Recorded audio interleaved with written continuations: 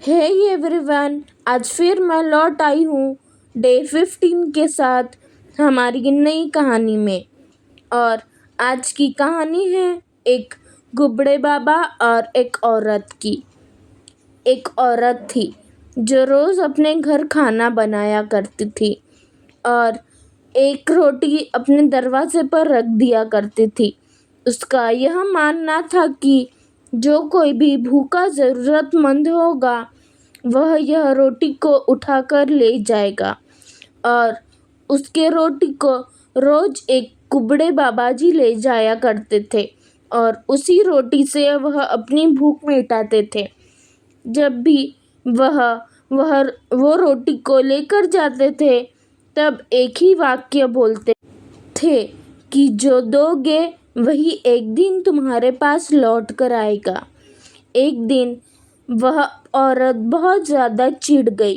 वह सोचने लगी कि मैं इतने दिनों से उस बाबा के लिए रोटी रख रही हूँ, पर यह बाबा ना तो कभी मुझे शुक्रिया बोलता है ना कोई आशीर्वाद देता है। आज तो मैं उसकी रोटी में जहर ही मिला देती हूँ। उसने एक रोटी बनाई और उस रोटी में जहर मिला दिया, पर उस रोटी को अपनी चौखट पे रखते समय उस औरत का दिल काँप उठा और उसने उस रोटी को वापस ले लिया और अपने चूल्हे की आग में जला दिया। जलाने के बाद उसने ताज़ी रोटी बनाई और अपनी चौखट पर रख दी। वह बाबा जी रोज की तरह आज भी आए और वह रोटी उठाकर चले गए। फिर कुछ ऐसा हुआ जिससे वह औरत विस्मित रह गई। थोड़ी देर बाद उस औरत के दरवाजे पर एक दस्तक हुई। जब उस औरत ने दरवाज़ा खोला तो देखा कि उसका कई दिनों से लापता बेटा आज उसके चौखट पर खड़ा है।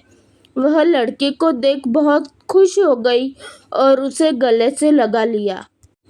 उस बेटे ने अपनी माँ से कहा, माँ, मैं जब घर आ रहा था तो भूख के कारण गिर पड़ा था और एक कुबड़े बाबा जी आए जिन्होंने मुझे एक रोटी दी।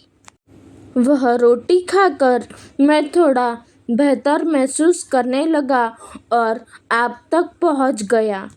उस औरत को तुरंत ही अपना किया हुआ कृत्य याद आया। उसने सोचा कि आज अगर मैं जहर वाली रोटी उस बाबा जी को दे देती तो उस बाबा जी के बदले यह रोटी खाकर मेरा बेटा ही मर जाता।